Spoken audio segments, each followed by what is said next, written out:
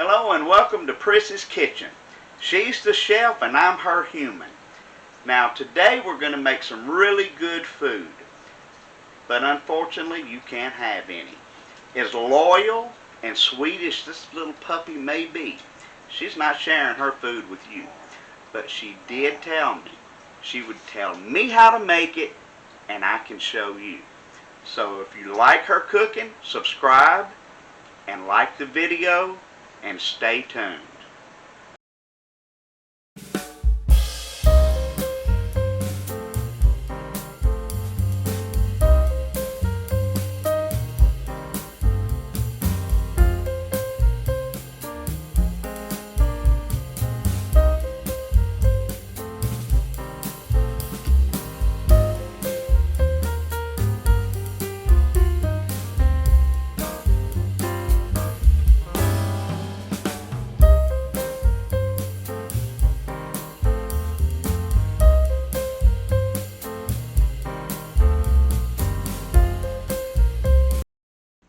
Okay, with Prissy's permission, we're fixing to make some seafood gumbo.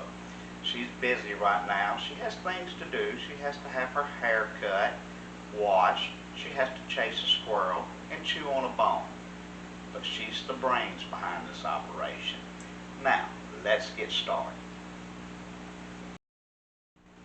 Alright, here's all of the ingredients we're going to need. It looks like a lot and it may sound confusing, but never fear. As with all of our videos, Prissy has put at the end of it detailed instructions on how to make it, plus all of the ingredients needed. Now here we have flour, our vegetable oil, that's going to be used to make our roux. We have 4 pounds of fresh shrimp, 2 pounds of crab, we have 2 pounds of crab flake meat, we have 2 pounds of chicken gizzards, we have a package of smoked sausage, we have a pound of fresh cut okra, we have 1/4 cup of parsley flakes, 4 stalks of celery, 1 bunch of green onions, we have a yellow onion, we have bell pepper, garlic cloves, we have seasoned oil, seafood seasoning, poultry seasoning, gumbo filet, and we're fixing to get started. Okay, the first thing we're going to talk about is the stock. You're going to need 2 different types of stock for this gumbo. The first is the chicken and the second will be the seafood. You're going to need 3 quarts of each stock. If you don't have a quart measuring container, you can always use a cup container. It takes 4 cups to make 1 quart, and you're going to need 3 quarts. Now, I put these on last night. They cook for 8 hours on a low simmer. If you don't have a slow cooker, you can always use a pot like this. Just make sure you monitor the water level. You don't want to burn your gizzards. You're going to have a tablespoon of poultry seasoning while these are cooking. Now, gizzards are really tough little creatures, but once they've cooked for 8 hours or longer, they become really tender. There's no part of gristle, there's no tough part on the gizzard, and it's just really tender. It's almost like liver. So after it's cooked, you're going to take them and you're simply going to, look at this, you're simply going to break them up into little pieces. That they actually have the texture of liver, actually. They taste really great. You know, they don't have that liver taste now. But look at that. There's no tough gizzard part to it. So you're just going to break all of these up into little pieces. Alright, these things are so tender, they break up, and you don't even need your dentures in to eat them. They are literally, if you can eat mashed potatoes, you can eat these gizzards. This is amazing what 8 hours of cooking will do for them. Now, I don't put oysters in my seafood gumbo for several reasons.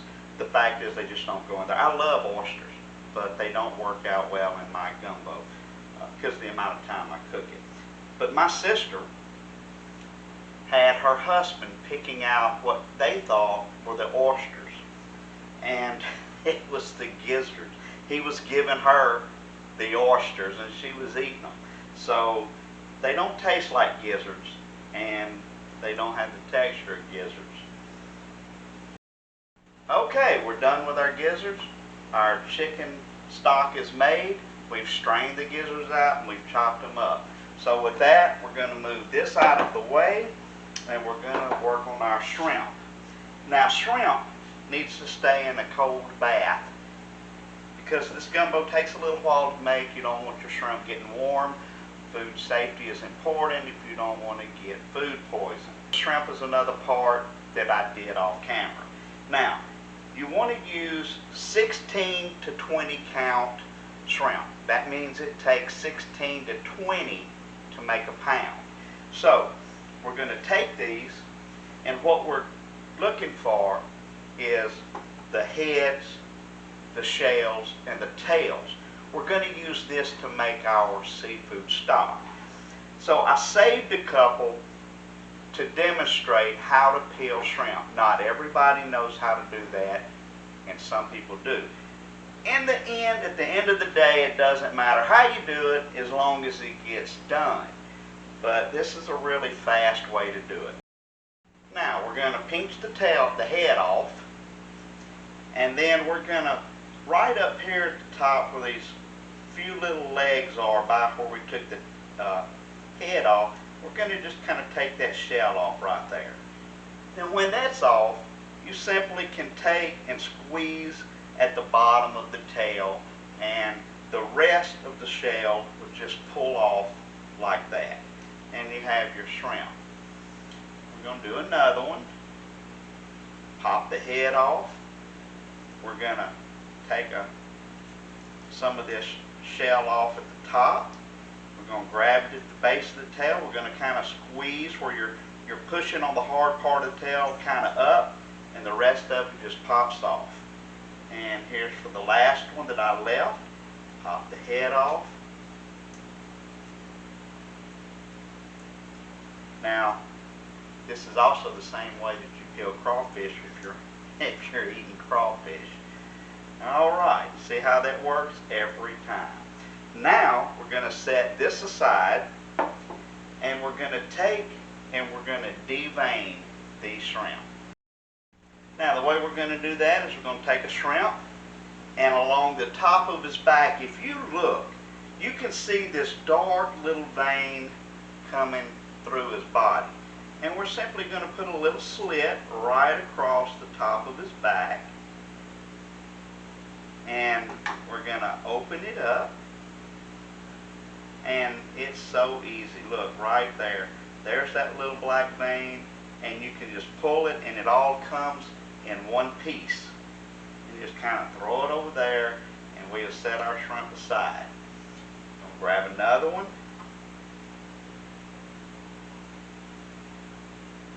Cutting across the top. There's our vein. It works every time the same way. Just pull that vein out and throw it to the side. Alright, we've got our last shrimp, and we're going to go right across the top with him. We're going to get that little vein out, and if you notice, we're putting them from this bowl into this bowl, and this bowl has ice in it. We want to keep our shrimp cold. Okay, now we're going to take a pot. Remember, we're going to need 3 quarts of finished product. This is going to boil for an hour and a half. A lot of water is going to evaporate. So you want to start off with about 5 quarts of water. This way you will at least have 3 quarts. If for some reason you come up short, just add regular water to it and you'll be fine. It'll be a little weak, but you'll be okay. So we're going to take our 5 quarts of water. That's going to end up being 3. I never mentioned 5 quarts in the recipe, because I don't want people to see that and say, oh, I need 5 quarts of water. No, we want 3 quarts of finished product.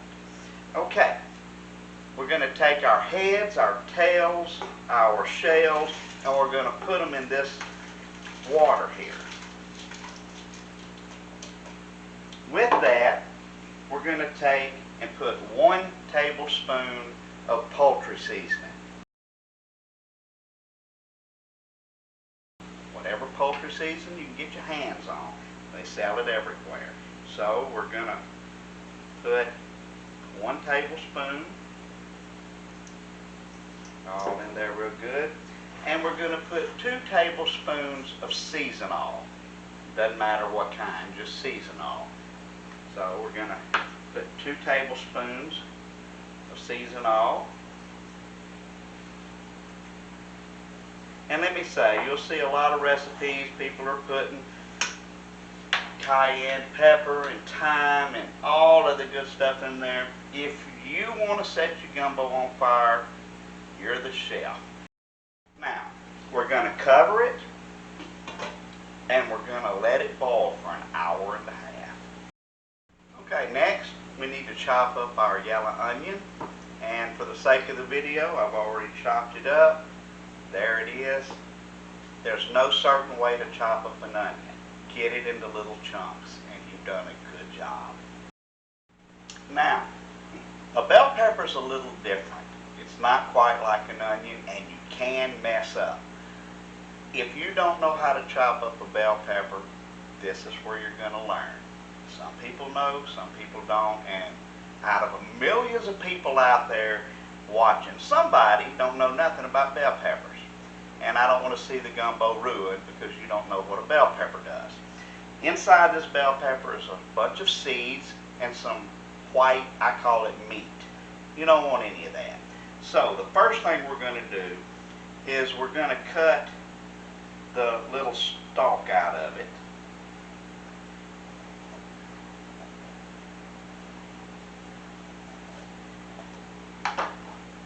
And we're going to set it aside. Next, we're going to cut the bell pepper in 4 chunks, 4 pieces. All right. And I've got a bowl of water here. You can do this at your sink, but for me, I'd have to move all the camera equipment and the lights. And there's a lot that goes on in making these videos that people don't see. So we're just going to use the bowl of water. You see all those seeds? We're going to just rinse those out, and we're going to peel out any of that little white stuff. It's part of the bell pepper, but it's just useless. Okay, see that? This is what I'm talking about. And we're going to just knock that out. It's just real quick and easy. Don't take just a second. And it's all gone. Just rinse those little seeds out. And if you didn't know about a bell pepper, you do now, and you see it's really nothing to it. Next, and I'm going to do most of this off camera, but I'll show you what I'm going to do. I'm going to take and I'm going to cut this into little strips like so.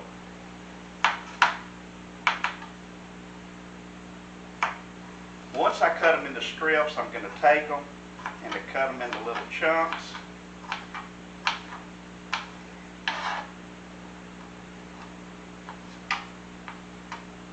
And once you get rid of those seeds and the little white stuff inside, you've done your job. And this is all there is to it. Just cut them into little chunks, throw them in the bowl. Alright, and here's our bell pepper. Now when I said I would have to move the lights, I'm sure some people said, oh my God, you're in a kitchen. How are you going to move your lights? Well, there's not a single light on in this kitchen. There's the little lights with the umbrellas. The regular lights cause shadows in the film, so that's where we're at. Alright, the next thing we're going to do is we're going to chop up our celery. Okay, we're simply going to take our stalks of celery, clean them up, and we're going to cut them into little chunks. And I've done most of them already. Prissy doesn't want you to have to sit here and watch 3 hours of a video, so we just cut a lot of it out. And here's our celery. Next on our agenda is our green onions, and the main thing we want to do is cut these little roots off, these little roots right here. And once we do that, we're simply going to cut them into little chunks.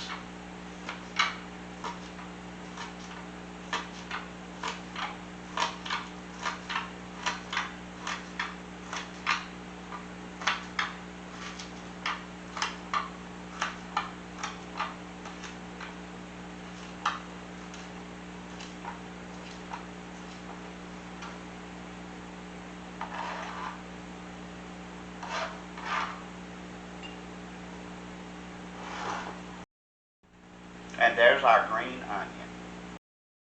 Now the next thing I want to talk about is the garlic. Matter of fact, I'm going to move this out of the way so you can see. This is a garlic.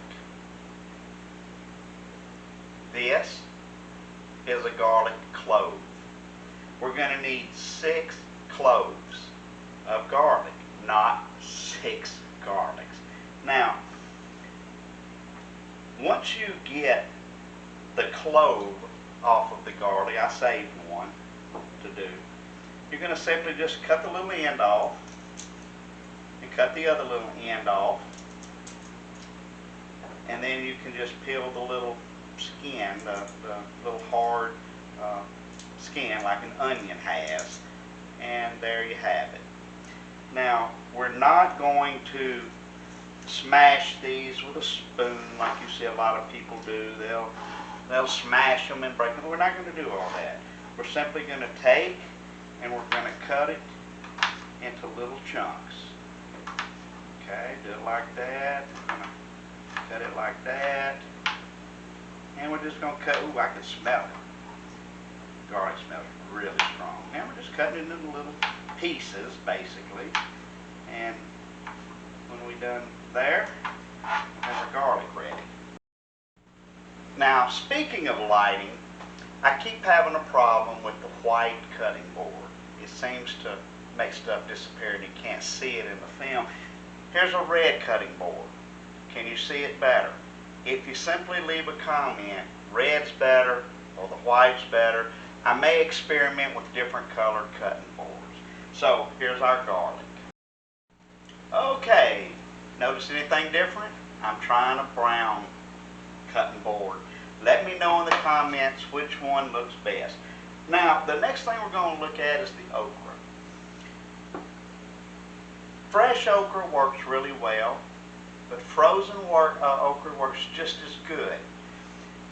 I don't care what you use. The bottom line is, it doesn't need to be breaded, and it needs to look like this when you're done. This comes already chopped up, so we ain't got to do anything with it. If you get fresh, just chop it up into, I don't know, 1/2-inch pieces, and we're going to cook the slime out of it. It doesn't matter what kind of okra it is, it will ruin your gumbo if you just stick it in there. You will have a slimy mess, and Prissy will not tolerate that. So, let's cook the slime out. Okay, what we have here is a cast iron skillet and our okra. Now, I put 3 tablespoons of oil in here. I use vegetable oil. You don't want to put any more oil than that because you'll end up with oily okra instead of slimy okra. Now you can see that slime, look at that. And we're just going to let this cook. Yeah, a lower heat works better. Adjust it. Look at that. That is so slimy and nasty. But when we get done, it's going to be ready. Okay, we're about 10 minutes into this, and you can see the slime is starting to come out. The okra's starting to break down a little bit. I keep having to adjust the heat. I bring it up a little bit, then I turn it down a little bit. I do not want to burn this okra. But here we go. On a side note, if you look right over here, you can see our seafood stock is just cooking away, and it'll be ready here before long.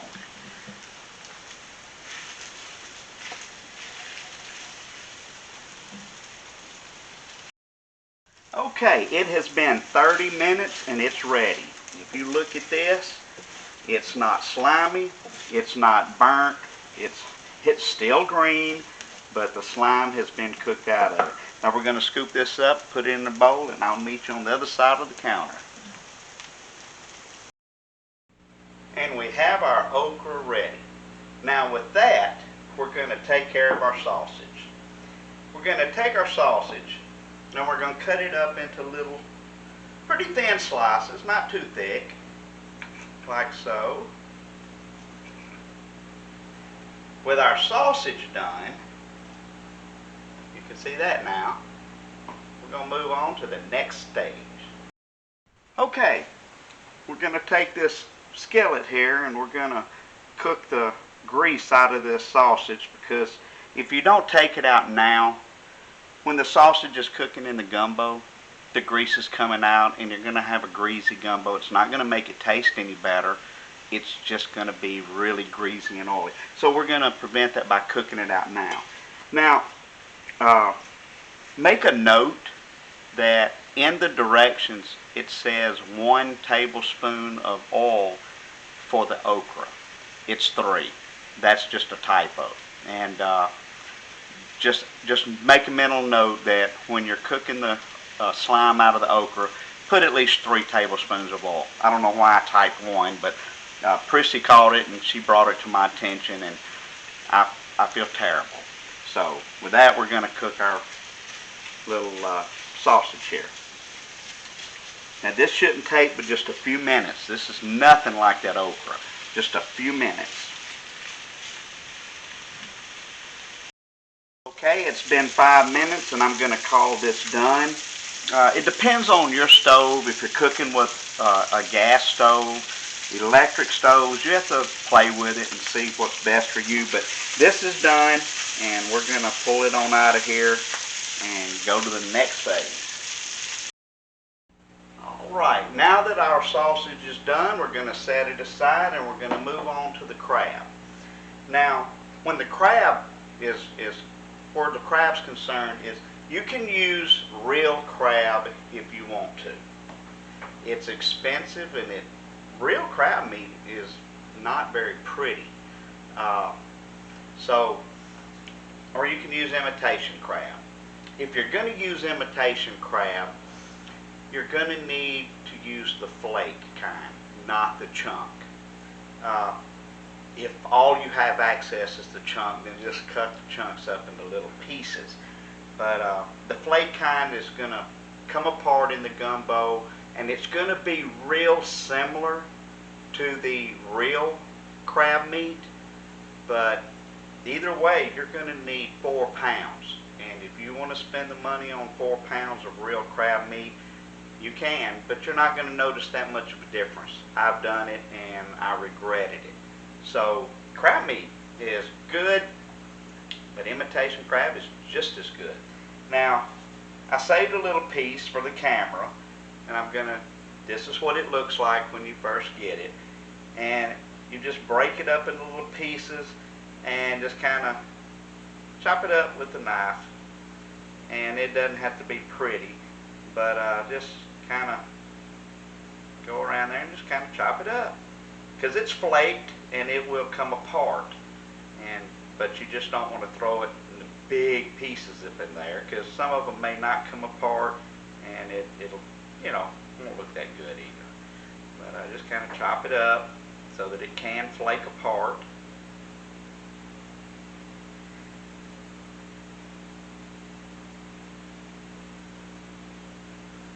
And there you have it. We have our crab meat is ready.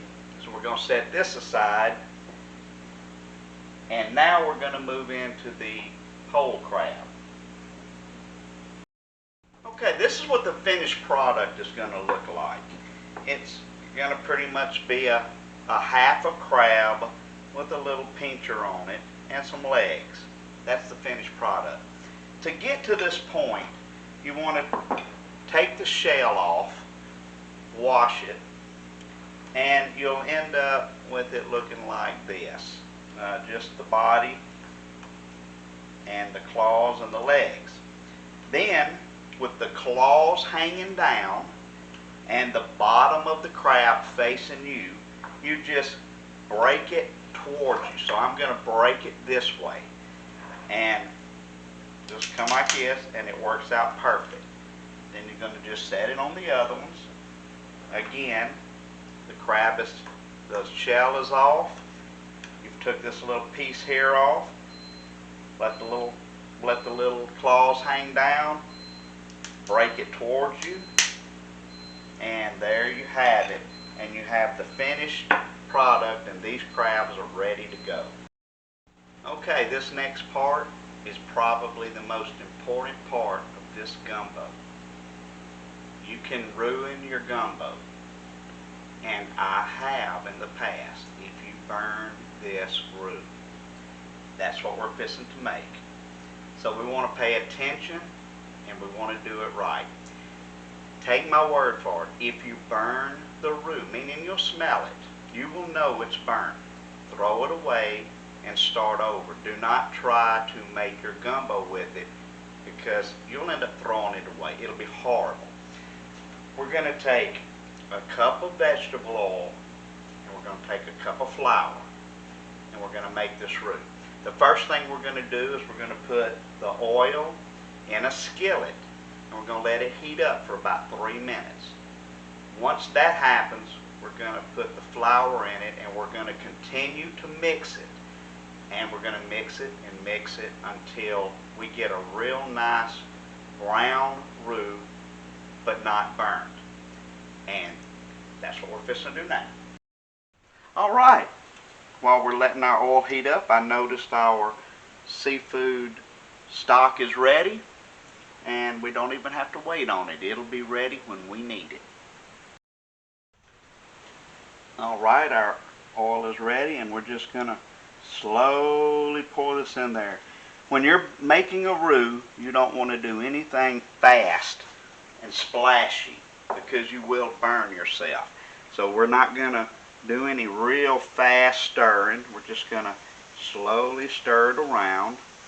We're going to turn the heat down a little bit, and we're just going to mix this in there just like so. Alright, you can see it's mixed real good. The heat is under control. It's not burning. We want a brown roux, not a black roux. We do not want to burn it.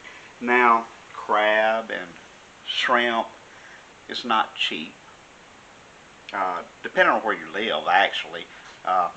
In Louisiana, you buy a lobster, it's really expensive. But I guess in Maine, you could buy one pretty cheap. We can get crawfish really easy here. I can go in my ditch and get some. But I guess up north, they might be fairly expensive. But the point is, you're going to pay money for this gumbo. Don't burn your roux, because you lose all of that. Now, by the time I'm dead and gone and this video is still up and running, people's going to be looking at it, it might cost $100,000 to make a roux. Who knows with the price of things. So you people in the future, that crab is, $700 a pound, don't burn your roux. Okay, up until now, this has just been oil with flour mixed in it. Now you can see that when I push it, it's starting to roux up.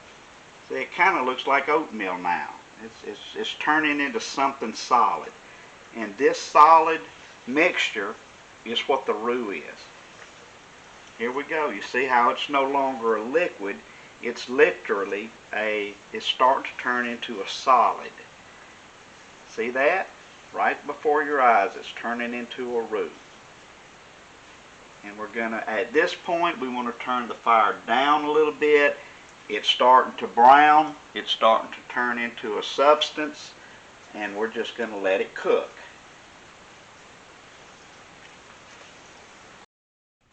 Okay.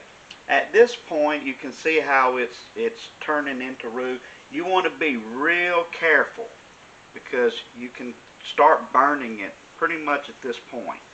So we're going to just baby it. We've turned the fire down a little bit, and we're going to just keep moving it around, watching it get solid.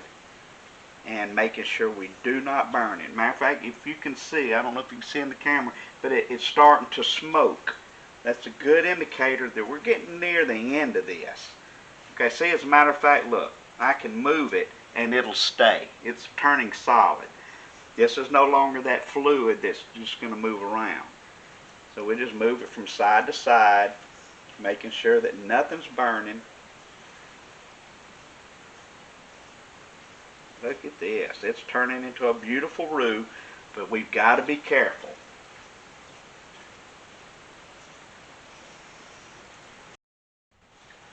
Okay, at this point, I've turned the heat off. I'm pulling the roux out. I don't know if you can see this good, but there's your roux. And I'm getting it out of there before it burns. We made a good roux and nothing burned. Okay, now we have our roux. This is the point or the time that you look and say, did I burn my roux? If you didn't burn your roux, move on to the next step. If you did burn your roux, get you some more oil and get you some more flour, because it's cheaper than that $700 a pound crab for you folks in the future. Okay, now we're going to start putting our gumbo together. The first thing we're going to do is we're going to take our gumbo pot. We're going to take our roux that we just made and we're going to pour that into this pot right here.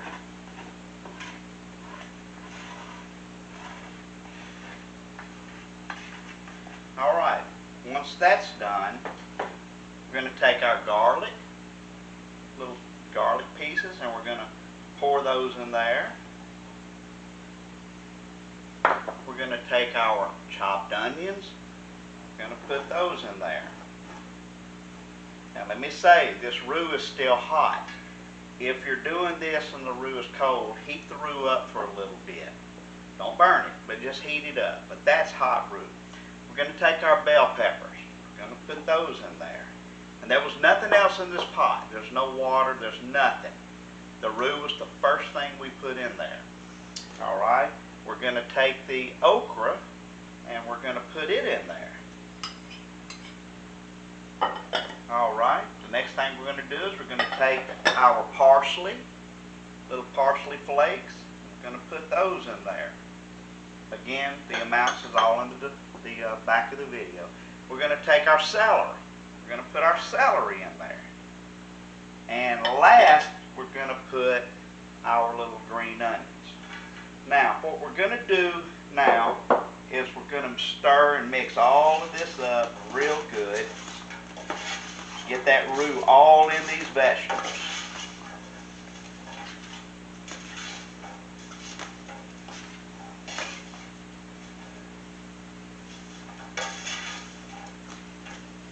Alright, now that roux is really mixed, it's just covering and coating all those vegetables, we're going to take this, put it on the stove, and on a low to medium heat, we're going to cook it for about 3 minutes. Okay, it's been 3 minutes, and this is ready. Now you might wonder, how can I tell if the roux is burnt? The best thing I can tell you is you will smell the burned smell. If it's dark brown and you don't smell, you're good. Now, what we're going to do is we're going to add that 3 quarts of chicken stock to this roux.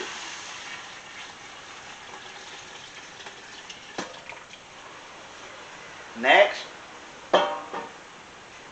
we're going to add the 3 quarts of water from the seafood stock. Now, remember, I said put a little more water because you're boiling in the seafood stock.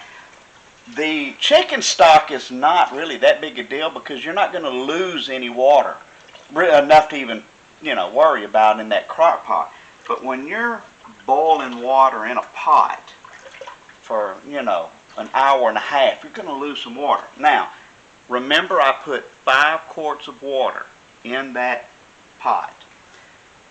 When I took the water, I strained out all of the shrimp in a strainer. So we didn't get any of the heads or the tails or the any of that. There was just a little under a quart of water left over. I measured it just for this video. So I pulled my 3 quarts of water. That's what just went in there along with the chicken stock. And I measured what was left, and it wasn't quite even a quart. So 5 quarts to start is pretty accurate. So now that both stocks is in here, we have 6 quarts of gumbo right here. All of the vegetables are in, and we're going to let this cook. Okay, we've got the pot covered with a lid. We're going to turn it up to a boil, and we're going to let it cook for an hour. Now, once it starts boiling, we're going to turn that heat down so that it stays at just at a simmer boil, not an all-out boil, but a low boil. And we're going to let that happen for an hour. So right now, all I'm doing is watching for the water to start boiling, and then I'm going to turn that heat down. I don't want to boil it on high for an hour. We'll end up with the same situation we did with or would have with the seafood stock. We'll lose a lot of this liquid here. We don't want that to happen. Okay, now the second it starts going into this little bubbly boil, we're going to turn the heat down a good bit on it, because we don't want the water boiling over the edge, and we don't want things on the bottom to burn, you know. So we just want to keep it just kind of at a little simmering boil, and we're going to let that sit and do this little thing for an hour. Now that that's done, it's been cooking for an hour, and I poured it into this big pot here, which we're going to put all of the ingredients in. Now, I know some of you probably have a question for Prissy. Prissy, Chef Prissy, why did you let your human change pots? We may not be world-renowned chefs like you, but we don't understand why you would change pots. Well, let's ask Prissy.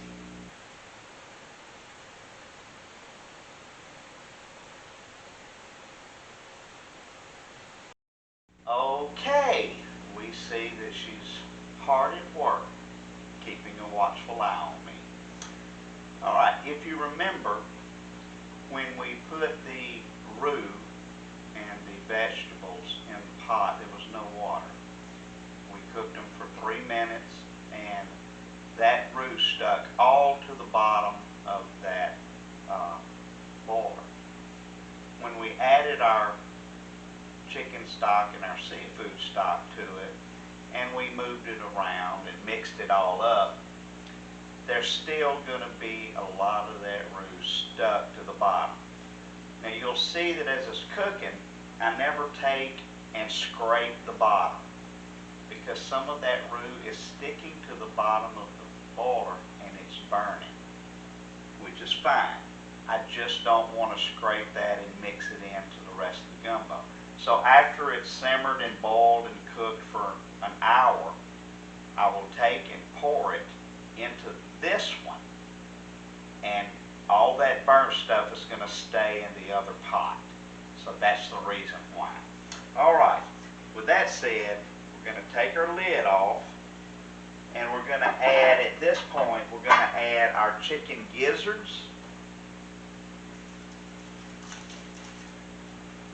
and we're going to add our sausage.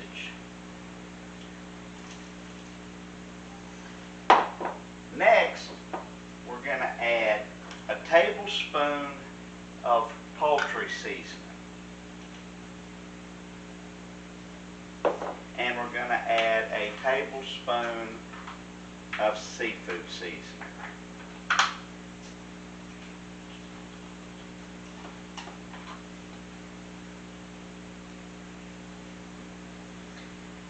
And we're going to add 2 tablespoons of seasonal.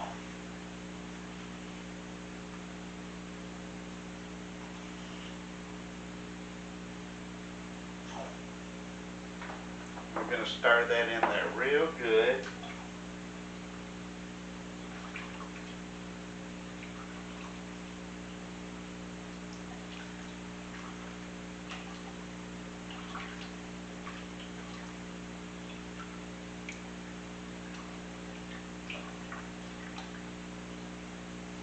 Once that's stirred, we're going to cover it, and we're going to put it back on, and we're going to let it at a medium heat for about an hour.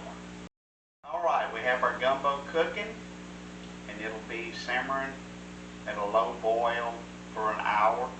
Now this gumbo does take a little while to make, but if you want to impress somebody, take the time and they will remember your gumbo. Okay, it's been an hour. Now let me recap. When I keep talking about boiling and simmering, this is what I mean, to be clear. You bring it to a low boil and you turn it down to a simmer and let it cook that way for an hour. You don't just, super boil it for an hour. Now that it's been done for an hour, we're going to take our crab and we're going to put that in here.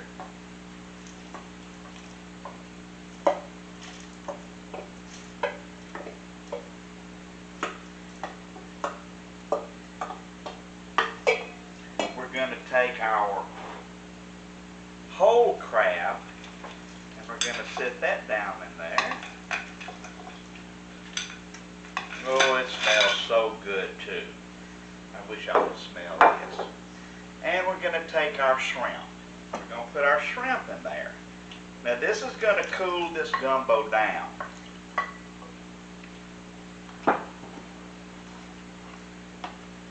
Which is okay. Alright. Oh, this looks so good. Oh, yes indeed. And the very last ingredient is 1 tablespoon of filet gumbo. And this is what makes it right here.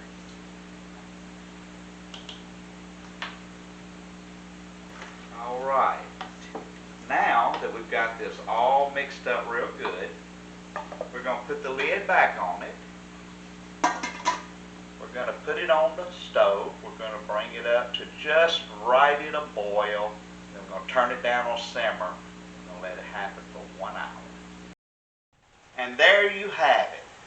Some of the best seafood gumbo you could ever put on a plate. And it looks like I'm going to get to eat it after all. And wait a minute. Where did you come from? How did you sneak up on me? Well, the chef decided to show up. But we know you was over there asleep just a few minutes ago. You just can't get around the chef.